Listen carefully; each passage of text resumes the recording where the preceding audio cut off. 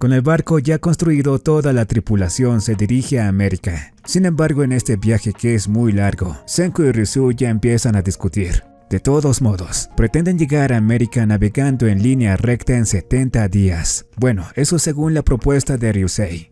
Porque Senku quiere tomar esta dirección, que según él es más corta, y ya que la Tierra es esférica pues tiene razón. A esto se le llama navegación ortodrónica, y según Senku llegarán en 40 días. Ambas rutas tienen sus ventajas y desventajas. La ruta de Ryusei es mucho más segura para los navegantes, y con la ruta de Senku llegarían mucho más rápido, justo a tiempo para la cosecha. Y ya que ambos no pueden ponerse de acuerdo, deciden enfrentarse.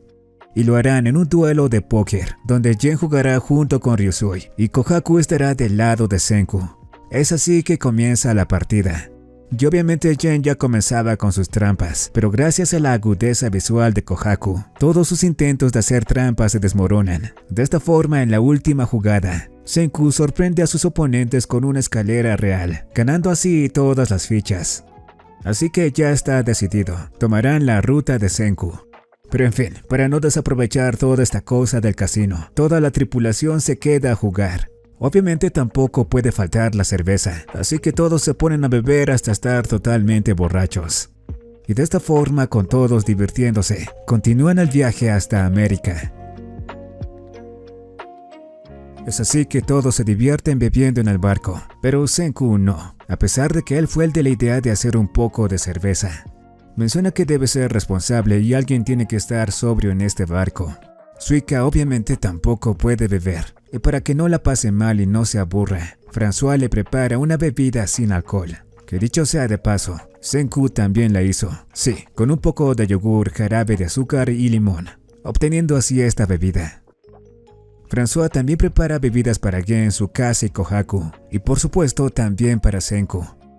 Matsukazu, que tampoco estaba bebiendo, se encuentra un poco deprimido y se pone a recordar a su señor con nostalgia y cómo ocurrió la petrificación en aquel momento. Así que para que se relaje un poco, François también le prepara una bebida, pero con tan solo probar un poco cae desfallecido.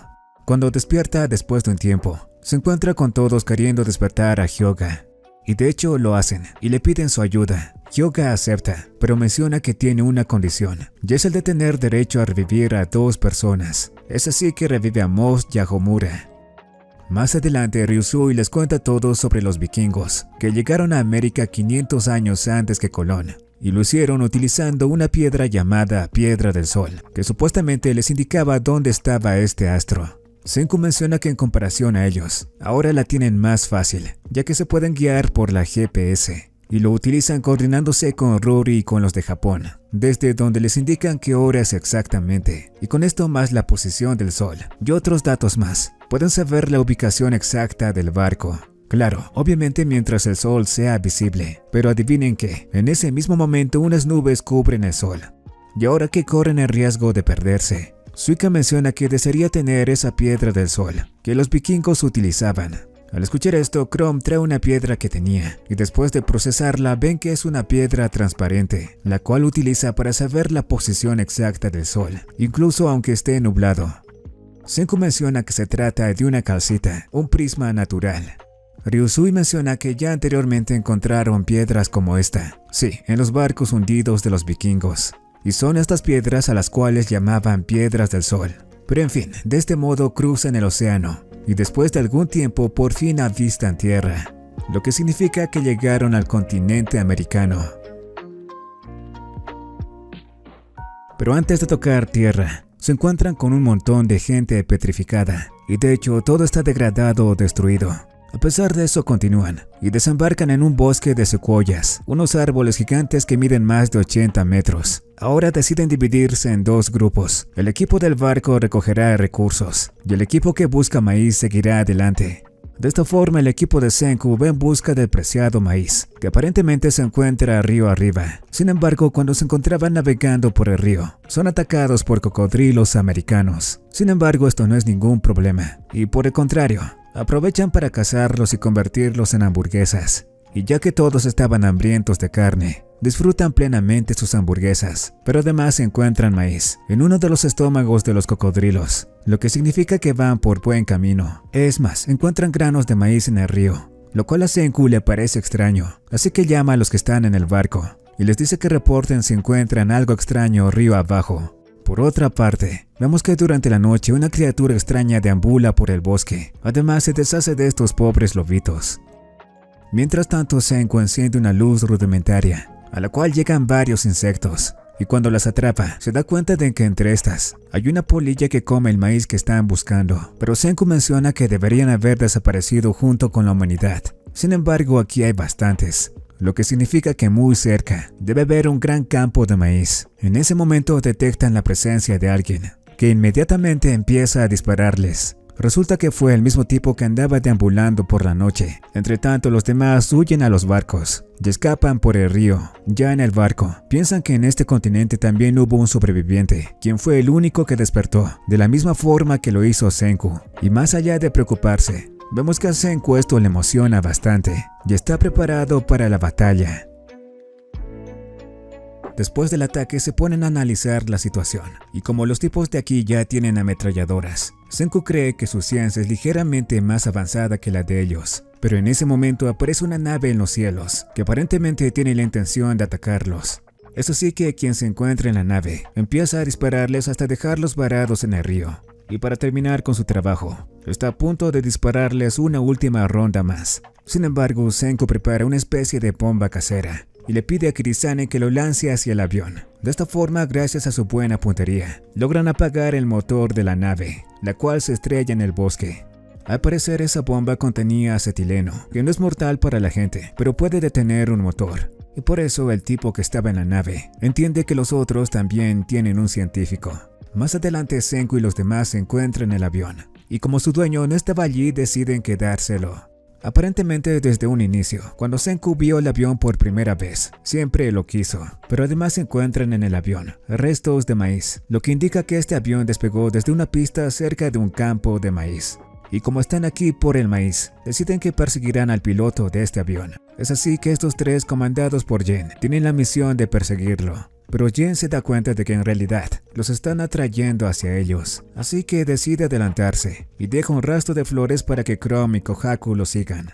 Más adelante se encuentra con el piloto del avión, y aunque el tipo parece ser muy sombrío, se lleva a Jen para que vea a su líder. De esta forma lo lleva a su base, donde no solo tienen el campo de maíz, sino también otras tecnologías. Pero en fin, llegan donde el Dr. Zeno, y el piloto del avión es Stanley Snyder, que es un soldado antiguo. Ahora ponen a Jen en una especie de polígrafo y empiezan a interrogarlo, pero Jen se pone a decir puras mentiras y menciona que escapó del reino de la ciencia porque los maltrataban. Aunque el Dr. Zeno no parece creerle del todo, pero en fin, le preguntan por su líder científico, y aunque Jen tiene muchas dudas e incluso piensa vender a Senku, al final decide mentir y menciona que su líder científico es el Dr. Taiju. Mientras tanto, muy cerca de allí, Chrome y Kohaku se comunican con los demás y les dicen cómo va toda la situación, y suponen que Gen logró infiltrarse fingiendo que los traicionaba, y aunque en esta ocasión se encuentran en desventaja, obviamente porque los otros tienen ciencia más avanzada, Senku no puede dejar de sentirse emocionado. Pero en ese momento, el Dr. Zeno intercepta la frecuencia de radio, y una vez que se presenta, exige que lo pongan en contacto con el Dr. Taiju. Al escuchar esto, todos entienden lo que Gen intentó hacer, y Taiju está de acuerdo, así que se mete en su papel de doctor y se pone a hablar con el Dr. Zeno. Este le dice que su ciencia es mucho más avanzada y que incluso tienen una fábrica Haber-Bosch, que aparentemente fabrica amoníaco, con la cual pueden fabricar munición. Es así que le pide al reino científico que se entreguen y trabajen para ellos. Pero además el Dr. Zeno quiere saber cómo revivieron a las estatuas, pues al ser muchos, el doctor intuye que saben cómo hacerlo. Obviamente no piensan decirle esto, ya que es su única ventaja. Ante esto, el Dr. Zeno menciona que no hay trato y corta la comunicación. En ese mismo instante, también llega otro avión, afortunadamente esta vez solo para explorar. Y en cuanto al avión que encontraron, vemos que ya lo están reparando, y Senku tiene la intención de hacerlo despegar. Así que el muy loco piensa construir un portaaviones, y para eso renovarán el Perseo. Ahora se reúnen todos para planificar qué hacer, y Hyuga propone llegar a la base enemiga con un barco pequeño. Sí, un barco pirata. De esta forma, los aviones no podrán descubrirlo fácilmente. Entre tanto, la construcción del portaaviones continúa. Aparentemente solo necesitan 20 metros para que el avión despegue, pero antes le ponen al avión ruedas de bambú. Mientras tanto, el Dr. Zeno planea acabar con el reino científico, y para esto menciona que tendrán que inmovilizarlos y asesinar al científico enemigo, pues piensa que cuando elimine al líder los otros también se desmoronarán. Por su parte, Senku y los demás también piensan hacer un ataque rápido, así que un grupo de ataque reducido irá por el Dr. Zeno, y estos serán Tsukasa, Hyoga, Ukyo y Shuka. Es de esta forma que ambos bandos empiezan a movilizarse. Es así que un equipo liderado por Stanley va por la cabeza de Taiyu, porque piensan que él es el líder científico, y para eso esta chica llamada Luna tendrá un papel muy importante. De esta forma Stanley se posiciona a cierta distancia y se prepara para dispararle a Taiyu con este rifle de francotirador. Supuestamente, según el Dr. Zeno, usar francotiradores es la forma más elegante de combatir. Pero en fin, para poder calcular la distancia y el objetivo con precisión, Stanley hizo que Luna vista este traje a rayas, que aparentemente es una escala, y cada raya son 5 pulgadas. Así que la manda a infiltrarse al barco y que le señale quién es el Dr. Taiyu, para de esta forma hacerlo volar. Es así que se aproxima al barco y Senku la recibe cortésmente, algo muy raro en él. Mientras tanto, Stanley observa desde muy lejos. Por su parte, en el barco, Ryusui y Senku piensan que es un espía, pero esto no les importa, ya que piensan sacarle toda la información que tenga sobre el Dr. Zeno y enviársela codificadamente a su casa. Más adelante, Luna, que se ve deslumbrante, empieza su misión y se pone a buscar al supuesto Dr. Taiyu. Y después de descartar a varios candidatos, sin querer encuentra a Taiyu. Y cuando está a punto de señalarlo, Senku le interrumpe, que de forma muy cortés y directamente le pide información del Dr. Zeno. Afortunadamente, François tiene otra idea, y menciona que tal vez dándole un poco de helado, Luna abre su corazón y así suelte todo lo que tenga que decir. Sin embargo, les falta un ingrediente para hacer el helado, y esta es la esencia de vainilla, pero por suerte tenemos a Senku con su ciencia, y se pone a hacer un poco de esencia de vainilla, y con esto pueden preparar el helado, que obviamente tiene que estar delicioso para causar esas reacciones. Y Luna, que está bastante impresionada por cómo hicieron la esencia de vainilla y todo el helado, menciona que el Dr. Zeno diría que esto es elegante. Al escuchar esta simple palabra, Senku deduce que el Dr. Zeno fue científico de la NASA, y esto lo sabe porque aparentemente cuando era niño, construyó uno de los cohetes del Dr. Zeno. Y de hecho fue su maestro, ya que cuando tan solo era un niño, Senku, que estaba obsesionado con la ciencia, escribió a la NASA para que le aclaren algunas dudas de su proyecto científico, pero como vieron que era un niño de 10 años, decidieron ignorarlo, excepto el Dr. Zeno, que sí le respondió y le dio algunas recomendaciones, entre estas que se consiga un sensor de temperatura. Sin embargo, al ver el costo de este artefacto, vemos que cuesta un ojo de la cara. Por suerte, el padre de Senku tiene dinero, así que Senku viaja a Estados Unidos para pedirle la tarjeta de crédito, y rápidamente volvió para comprar todos los equipos que necesitaba. Por su parte, al otro lado del mundo, el Dr. Zeno trabajaba en su proyecto Helium 3, que lamentablemente al ser peligroso fue rechazado, algo que sería un punto de inflexión en su vida. Por su parte, el pequeño Senku continuaba con sus proyectos científicos, y su único objetivo era descubrir los secretos del mundo.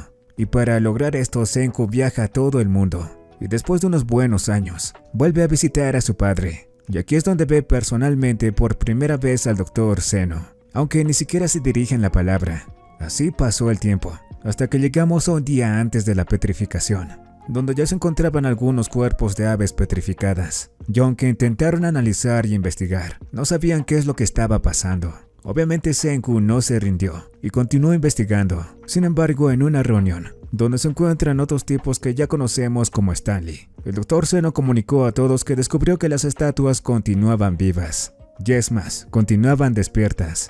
Pero justo en esa noche comenzó la petrificación, aunque Stanley y los demás intentaron mantenerse conscientes. Senku petrificado también lo estaba haciendo, y así pasaron cientos de años, y ya conocemos la historia de cómo Senku despertó. Después de despertar, el Dr. Zeno descubre lo del ácido nítrico, Más adelante Stanley también despierta y juntos están decididos a desarrollar la ciencia y dominar este mundo de piedra. Es así que despiertan a los demás y resulta que uno de ellos tenía un anillo de platino en su boca. Según el Dr. Zeno, gracias a esto podrán producir ácido nítrico en masa y por consiguiente la pólvora que necesitan. Así construyeron su base y construyeron todo lo que tienen ahora. Para fortuna de Stanley también encontraron tabaco, con la cual pudo obtener la nicotina que tanto quería. Por otra parte, Senku les cuenta todo acerca del Dr. Zeno, y así entienden toda la situación. Al mismo tiempo, Luna todavía sigue creyendo que Taiyo es el líder científico, así que se apresta a señalarlo para que Stanley lo fulmine con un disparo.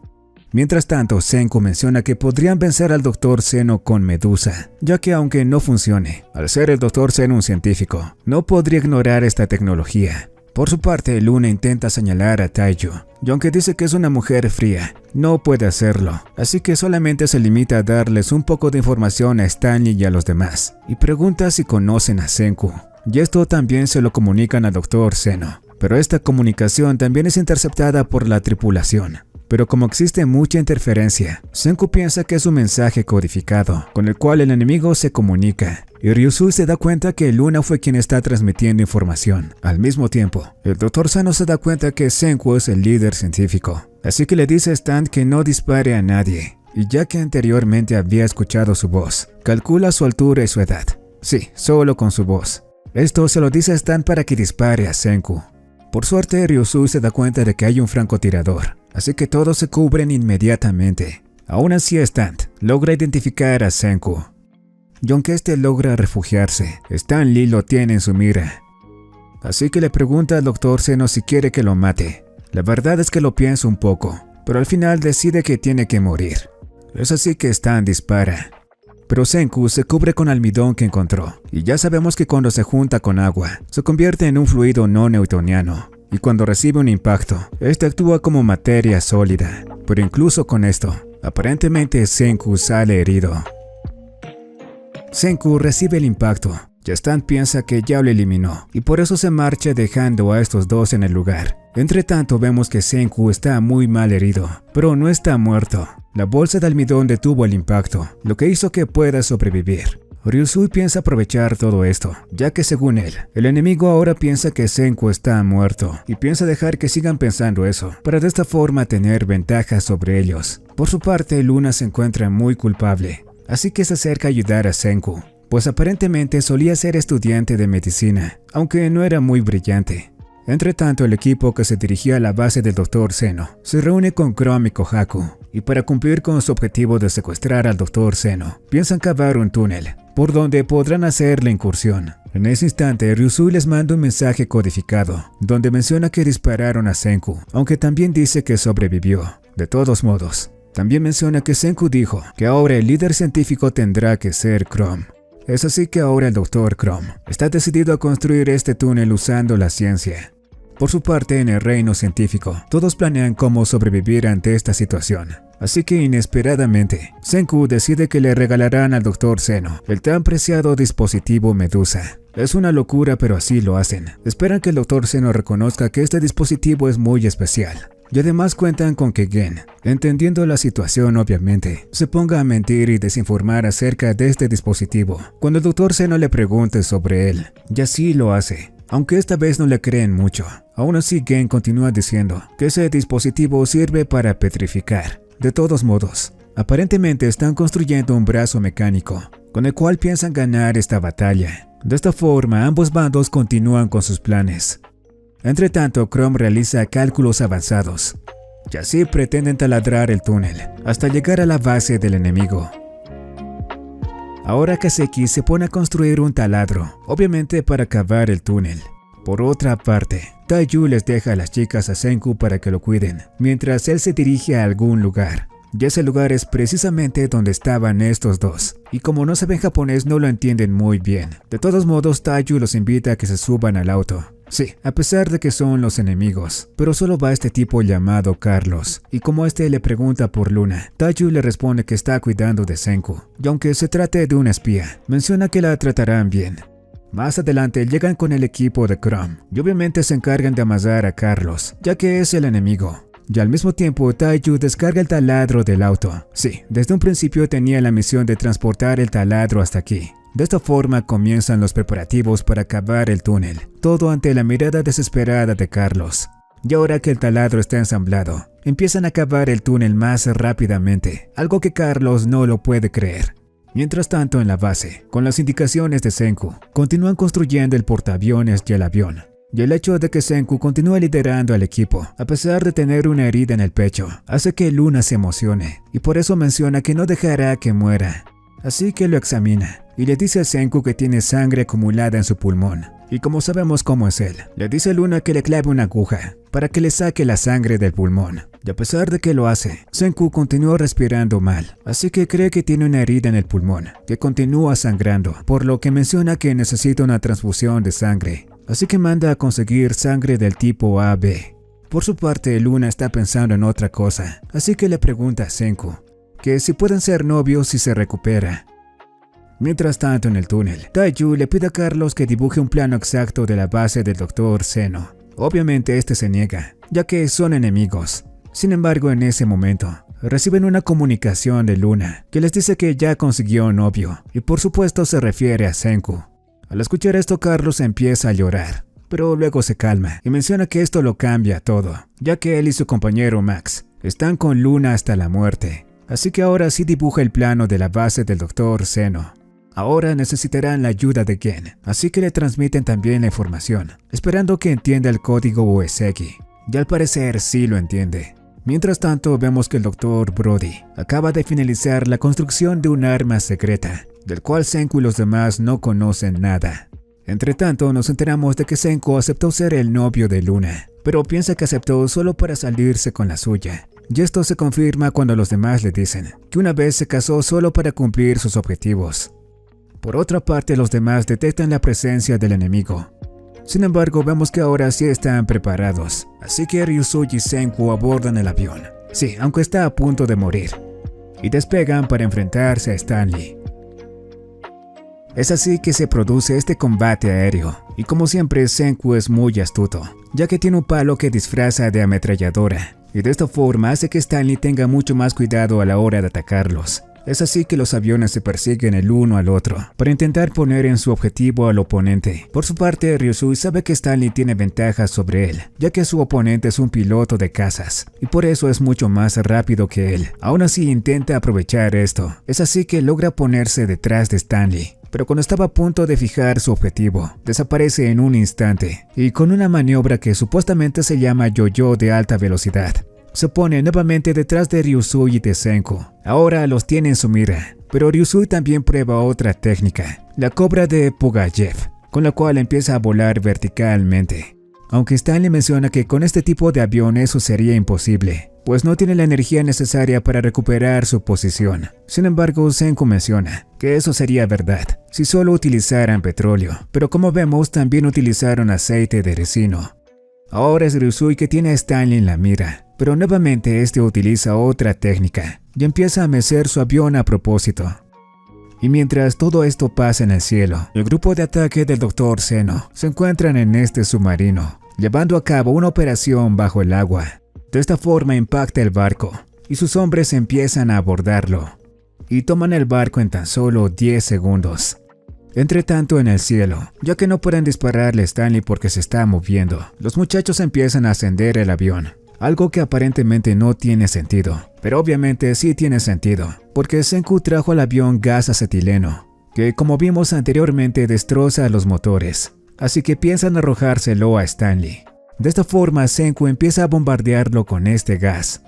Por otra parte, en el barco, Moss y Matsukasi intentan recuperar el control, y de hecho ponen en aprietos a los hombres del Dr. Zeno, que no pueden dispararles con sus armas modernas, ya que acabarían con todos allí. Y no pueden hacer eso porque necesitan esclavos. Entre tanto, en el cielo, la nave de Stanley con el motor ya inutilizado se estrella en el bosque, y ya que Senku estaba medio muerto, dejó caer una botella de gas en el avión, así que también se estrellan. Una vez que están en tierra, encuentran el avión de Stanley, pero se llevan una gran sorpresa al ver que el piloto no era Stanley, sino esta chica misteriosa. Sí, el hecho es de que Stanley se encuentra atacando el barco también. Y una vez que aparece, se deshace rápidamente de Moss y de Matsukase, tomando así el barco. El Dr. Zeno ya se sentía ganador. Sin embargo, en ese momento, su casa y los demás aparecen en su frente. Pero volviendo un poco atrás, podemos ver cómo Chrome y los demás llegaron a la base del Dr. Zeno. Y después de encontrar que aquí tienen el maíz que necesitan, pasaron a deshacerse de los guardias y finalmente a acorralar al Dr. Zeno. Rápidamente lo atrapan y lo llevan hasta el túnel, y para salir rápidamente, hacen estallar una bomba para que impulse la nave que construyeron. Sin embargo, el plan no funciona completamente, ya que hubo un derrumbe en medio del túnel, y el Dr. Zeno y Chrome se encuentran atrapados. De esta forma, ambos bandos empiezan a cavar para sacar vivos al Dr. Zeno y a Chrome. Pero mientras Chrome cavaba, el Dr. Zeno le dice que su barco y sus compañeros ya cayeron y no planea matar a nadie, pero tienen que formar parte de la nueva tierra que él gobernará, pues planea llevar al mundo nuevamente al siglo XXI. Incluso le dice a Chrome que si tanto le gusta la ciencia, juntos podrían gobernar a las masas con el poder de la ciencia. Pero antes de que pase algo más, Taiyu logra rescatar a Chrome. De esta forma cumplen con su objetivo de capturar al Dr. Zeno. Mientras tanto, en el barco, uno de los amigos de Luna llega, y como se entera que ella ya tiene novio, obviamente quiere ayudarla, así que la libera a ella junto a François y a Kaseki, y van a buscar a Senku. Y hablando de Senku, por fin se encuentra con Chrome y los demás. Obviamente al verlo el Dr. Zeno no puede dejar de sentirse emocionado. Y aunque le dice a nuestro prota que no tiene dónde ir, porque su barco está tomado, Senku menciona que seguirán avanzando. En ese momento también llegan Luna y los demás. Y Senku la felicita por traer a Kaseki y a François. Ahora se roban un barco del Dr. Zeno y se ponen a navegar por el río. Y como están las cosas, Senku menciona que la única opción que tienen es la diplomacia. Y ya que en el otro bando, este tipo llamado Brody, que es el mecánico, aparentemente es el más razonable, se comunican con él. Y Senku le dice que a cambio de que deje libres a sus compañeros, le dará la receta del fluido para revivir. Bueno, de hecho se la da. Y menciona que los del barco pueden hacerlo con maíz. Y además le dice que lo único que quiere es revivir a 1 millón de personas para que funden una gran ciudad del maíz, donde construirán el cohete que necesitan para ir a la luna. Y si aceptan, no le harán ningún daño al Dr. Zeno. Sin embargo, Brody menciona que aunque él esté de acuerdo, no cree que Stanley lo acepte. Así que lo que piensan hacer es que un grupo se encuentre peleando con Stanley distrayéndolo, mientras los demás fundan la ciudad de 1 millón de habitantes. De esta forma se ponen a negociar, y al final acuerdan un pacto de paz. Por su parte, Senku y los demás, provocando un poco a Stanley, logran salir al mar. Y ya que aparentemente no se verán por un largo tiempo, se despiden de los que fundarán la ciudad.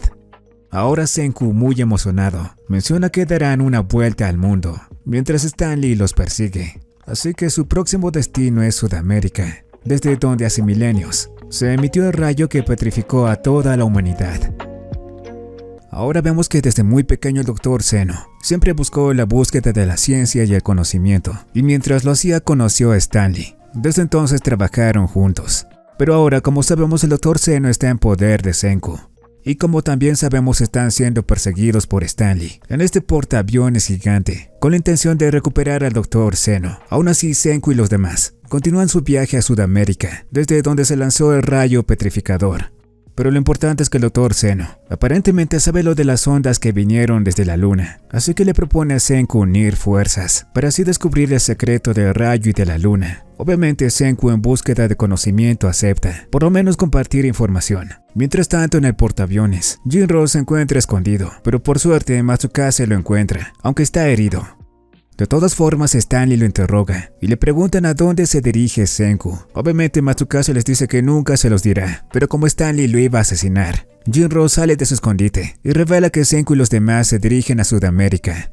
Mientras tanto, Senku y el Dr. Zeno continúan compartiendo información acerca del rayo, y ambos se ven bastante emocionados. De hecho, ya que están bastante relajados, incluso libera al Dr. Zeno. Chrome, que estaba bastante curioso, también se les une, y entre todos analizando los datos y todas las pistas e información que tienen, suponen que el rayo petrificador se originó en Brasil, pero aún hay muchos misterios por descubrir. Por ejemplo, cómo la luz cubrió todo el mundo. Así que continúan investigando, y al final los tres, y a pesar de que Chrome no les entienda del todo, logran encontrar el lugar exacto del origen del rayo petrificador. y el origen exacto del enigma de la petrificación se encuentra en el corazón del Amazonas, así que Senku piensa ingresar a través del río Amazonas, pero para eso tendrá que rodear todo el continente y obviamente necesita mucho combustible. Eso es un problema para ellos, y la situación empeora porque Stanley los persigue a toda velocidad. De todos modos, tienen que parar continuamente en busca de combustible. Y en una de estas ocasiones, Taiyu logra ver en el cielo la palabra Hell, que en español significa infierno. Senku rápidamente supone que son cometas fluorescentes, y el Dr. Zeno está de acuerdo. Pero cuando van en busca de quien los puso allí, encuentran a esta tipa extraña, que aparentemente tiene la misma cara que Suika, pues ambas tienen la enfermedad de los ojos borrosos. En fin, la llevan al barco y le dan unos lentes. Se trata de la doctora Chelsea, que coincidentemente conoce al Dr. Zeno. Aparentemente, después de que ocurriera la petrificación, ella se mantuvo despierta y pudo despetrificarse 3 años después que los demás. Y siguiendo sus instintos de supervivencia, decidió caminar hacia el sur. De esta forma llegó hasta aquí y lanzó estos cometas, en los cuales quiso escribir Help, pero como dice, se quedó sin pintura. En fin, ya que esta tipa es geógrafa, le piden consejos cómo llegar al Amazonas, y tiene la idea de pasar por las montañas de Ecuador y llegar al río Amazonas, pero para esto necesitarán unos buenos vehículos, así que Senku piensa en construir unas motocicletas. Pero mientras construyen las dichas motos, Senku le pide a Chelsea que los guíe donde exista caucho, pues lo necesitan para construir neumáticos. Pero la cuestión es que tienen que apresurarse, ya que Stanley los podría alcanzar, y lo peor es que ya los detectaron por medio del radar que existe en el portaaviones. Aún así continúan recopilando combustible, pero por suerte Chelsea tiene unos cometas gigantes que utilizan como velas, y ahora que ganaron más velocidad, esperan que Stanley no los alcance, y ahora se dirigen a buscar el caucho. Ahora se dirigen en busca del caucho, que según Chelsea se encuentra en una región cerca a Panamá, pero si se entretienen demasiado recogiéndolo, Stanley podría alcanzarlos. Así que para eso piensan escapar por el canal de Panamá, pero con los miles de años que pasó, tal vez ya se encuentre tapado. Aún así se les ocurre una idea, y es el de enviar un señuelo al canal de Panamá, para que Stanley lo persiga, y lo hacen de tal forma para que el radar del portaaviones lo detecte. De esta forma podrán recoger el caucho sin problemas. Es así que utilizan el lavoauto como señuelo y se despiden tristemente de él. Entre tanto, en el portaaviones, detectan los 2 barcos y aparentemente caen en la trampa. Al mismo tiempo, Senku y los demás se encargan de extraer el caucho de los árboles y rápidamente empiezan a procesarla. De esta forma consiguen la goma de caucho, pero todavía no está listo, así que continúan procesándolo. Y así construyen los tan preciados neumáticos, pero todavía falta el cuerpo de la moto, así que el viejo empieza a deshacer el barco para conseguir algunas partes y construir las motos. Entre tanto, en el portaaviones, logran encontrar el señuelo y se dan cuenta de que fueron engañados, así que empiezan a seguir al otro barco. Por otro lado, los demás ya llegan a las costas de Ecuador y empiezan a desmontar todo el barco para construir todas las motos. Además usarán la madera como combustible, y como ya se enteraron que Stanley los descubrió, se apresuran en terminar todo. Es así que pasan los días, y Stanley y los demás también llegan a las costas de Ecuador, y rápidamente se aprestan a liquidar a Senku y los demás, pero afortunadamente logran escapar en las motocicletas. Aún así empiezan a dispararles, y para que dejen de hacerlo, utilizan al Dr. Zeno como escudo. Además, hacen una barrera de polvo. Aún así, Stanley continúa persiguiéndolos, e incluso logra dispararles a Hyoga y a su casa. Y lo peor de todo es que el Dr. Zeno logra transmitirles un mensaje pestañeando los ojos y utilizando código Morse. Además, también intentan perseguirlos en el avión, pero rápidamente se avería, ya que desde hace mucho antes ya le habían puesto una bomba de relojería. De esta forma, al fin logran escapar. Mientras tanto, Stanley ordena que reparen el avión y lo harán con la ayuda de Brody, con el cual se comunican por radio. Pero Senku también piensa trabajar con los de la base y les pide que desmantelen a Medusa para que analicen cómo funciona. Obviamente primero la recuperan y convencen a Brody para que los deje analizarla, aunque menciona que los supervisará todo el tiempo. En fin, ahora se proponen diseccionar Medusa, pero mencionan que necesitan a un ingeniero o a un relojero. Ryusui menciona que en el aeropuerto había una sede de Rodex, que es una fábrica de relojes, así que le pide a Chelsea que les haga un mapa. Pero el problema es que no puede transmitirla a través de un radio, así que Senku decide que fabricará un fax, pero lo que hace es transmitir toda la información por medio de código Morse, utilizando este papel milimetrado. Después de mucho trabajo, consiguen dibujar el mapa. y se dirigen a lo que era la sede de Rhodex y logran despetrificar a este tipo, que tiene por nombre Joel, y aparentemente es un experto relojero. Así que se encarga de analizar la medusa y descubre que el núcleo de esta es un diamante que lo conecta a todo y al parecer funciona como batería. Es así que una vez que lo saque y lo vuelve a poner, activa la medusa y se petrifica. Obviamente lo vuelven a la vida, pero Medusa nuevamente no funciona. Mientras tanto, Senku y los demás llegan hasta la cordillera de los Andes. Ahora tienen que rodearla y pasarla, para así llegar a la selva, que según Chelsea se encuentra justo detrás de estas montañas. Por lo tanto, deben preparar ya las motos. Y para eso necesitan saber exactamente los pesos de todos. Obviamente Luna sugiere ir con Senku en una moto, porque como ella misma dice, son una especie de novios y ya están saliendo. Aunque como sabemos, Senku no piensa de la misma forma, pues ve todo esto como una relación de conveniencia. Pero en fin, Senku calcula el peso de todos, e infelizmente para Luna, no podrá estar junto a él en la moto. La cuestión es que al final todos están sobre las motos, y con mucha pero mucha dificultad, empiezan a cruzar la cordillera de los Andes. Pero tienen que apresurarse ya, porque Stanley ya logró reparar el avión, así que para darse prisa, el loco de Senku piensa construir un teleférico.